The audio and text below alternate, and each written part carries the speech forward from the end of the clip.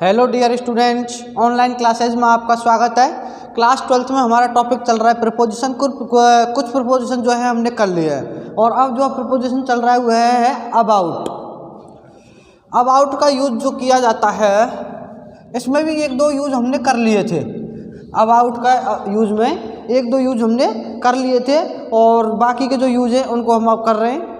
जैसे इसका समीप ही होने के अर्थ में, कोई वस्तु कोई व्यक्ति यदि समीप है तो समीप ही होने के अर्थ में किसका यूज किया जाता है बेटा?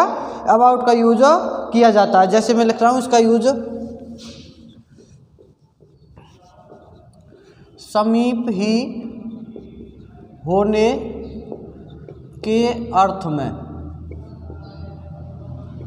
समीप ही होने के अर्थ में किसका यूज किया जाएगा बेटा? अबाउट का यूज किया जाता है। एग्जाम्पल लेके बात करते हैं। जैसे हम I dropped the marker about the white board. I dropped the marker about the white board. देखो, ये समीप ही होने के अर्थ में किसका यूज किया जाएगा? अबाउट का यूज किया जाएगा। हम बात करते हैं I dropped the marker about the white board.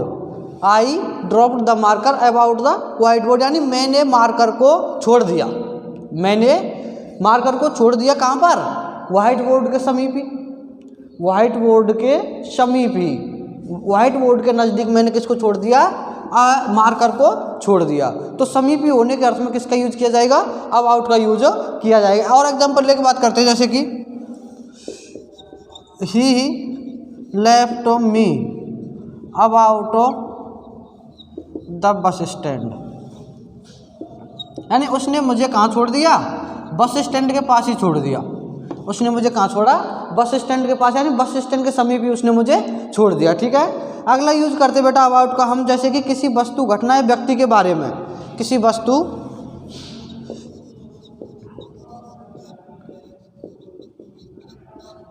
घटना, किसी वस्तु घटना या व्यक्ति के बारे में, या व्यक्ति के बारे में, किसी वस्तु घटना या व्यक्ति के बारे में किसका यूज किया जाएगा बेटा? यदि हमें कोई जानकारी देनी है किसी घटना के बारे में, किसी व्यक्ति के बारे में या किसी वस्तु के बारे में, तो हम किसका यूज करेंगे? अबाउट का यूज करेंगे। जैसे एग्जांपल लेते हैं हम इसका। जैसे I don't know anything about him. I don't know anything about him, यानी कि मैं उसके बारे में कुछ भी नहीं जानता हूँ, मैं उसके बारे में कुछ भी नहीं जानता हूँ। और एग्जांपल लेते हैं। जैसे we are worried about the rising cases of Omicron. We are worried about the rising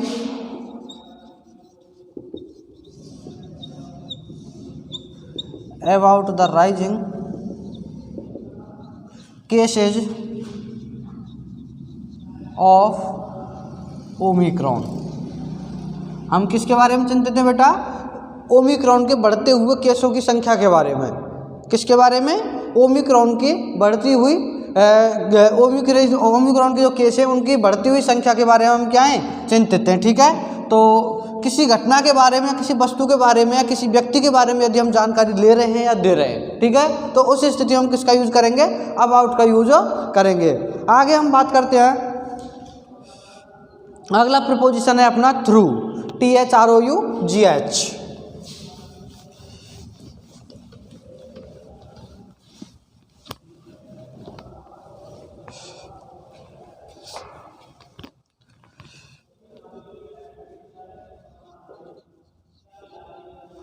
through, देखो थ्रू का जो यूज किया जाता है वह किया, इसका अर्थ क्या होता है? किसी घिरे हुए स्थान में से होकर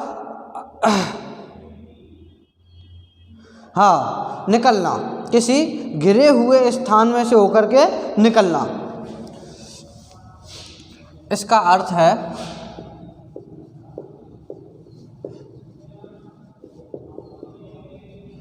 किसी घिरे हुए स्थान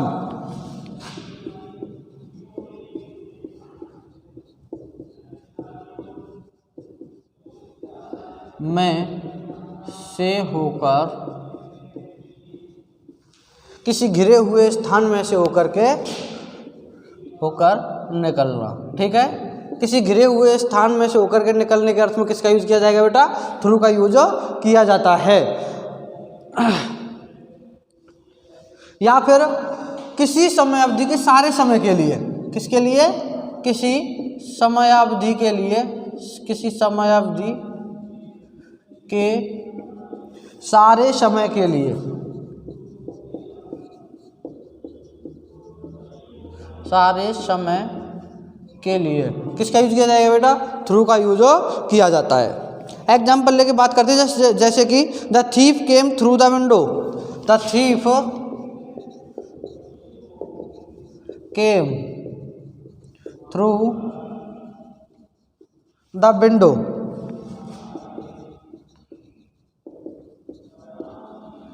the thief came through the window. आगे हम बात करते हैं, इसमें और एग्जांपल लेते हैं, जैसे कि it rained through the night. It rained through the night. It rained through the night. आगे हम बात करते हैं, अगला प्रीपोजिशन है अपना अंडर। जब कोई वस्तु या व्यक्ति किसी के नीचे हो किंतु दोनों की सतह ना छूती हो तो अंडर का प्रयोग करते हैं। अंडर।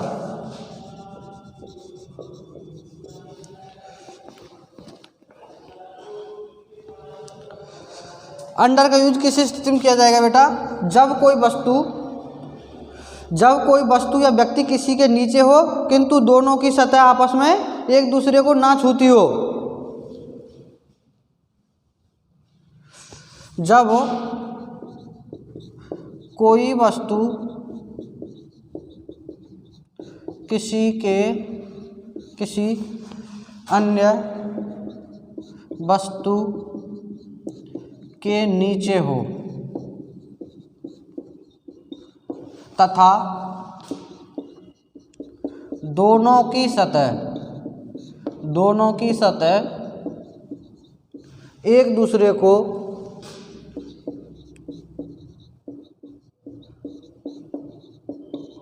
ना छूती हो, तो इस स्थिति में किसका यूज किया जाएगा बेटा? अंडर का यूज किया जाएगा। बात करते हैं एग्जाम्पल की, there is a cow under the tree.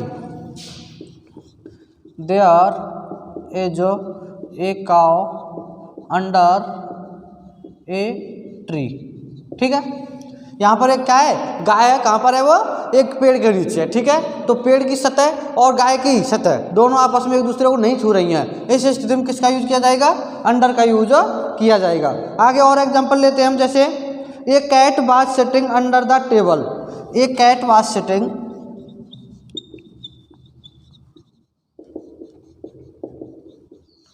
Under the table,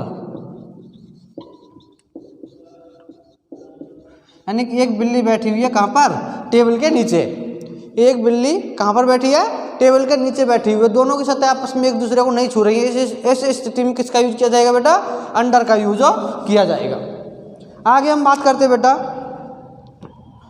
हाँ आपको एक बात ध्यान देनी है, अंडर का जो यूज किया जाता है, अंडर का यूज जो किया जाता है किस स्थिति में किया जाता है?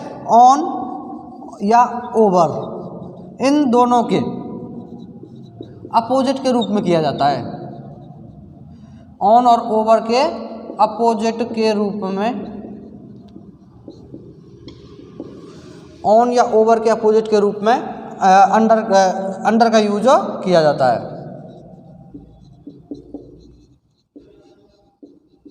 अंडर का यूज किया जाता है। आगे हम बात करते हैं, अगला प्रपोजन लेते हैं बेटा, बिलो। BELOW। बिलो। देखो बिलो का अर्थ क्या होता है? नीचे होता है। बिलो का अर्थ क्या होता है? नीचे होता है। और यह प्राय आयु पद, आयु पद आदि में नीचे के स्तर को शो करता है। क्या करता है? आयु पद स्तर आदि में नीचे का भाव प्रकट करता है। कभी कभी बिलो के स्थान पर अंडर का भी प्रयोग करते हैं। इसका अर्थ क्या है? इसका अर्थ है नीचे। यह प्राय आयु पद स्तर आदि में नीचे का भाव, आदि में नीचे का भाव प्रकट करता है। आदि में नीचे का भाव प्रकट करता है। एग्जाम्पल जैसे कि I wrote my name below his name. I wrote my name below his name. I wrote my name below his name. ठीक है, मैंने अपना नाम उसके नाम के नीचे लिखा था। ठीक है, अगला है she is below 19। She is below 19, यानी कि वह 19 वर्ष से कम उम्र की है। वह 19 वर्ष से कम उम्र की है। अगला प्रीपोजिशन हम पढ़ेंगे बेटा बिहाइंड। और बिहाइंड का जो अर्थ होता है वह होता है किसी के पीछे। अगला प्रीपोजिशन कौन सा पढ़ेंगे हम? बिहाइंड। और वो पढ़ेंगे हम अगली वीडियो में। इस वीडियो को यहीं पर समाप्त करते हैं बेटा, और आगे पढ़ेंगे अगली वीडियो में। Thank you.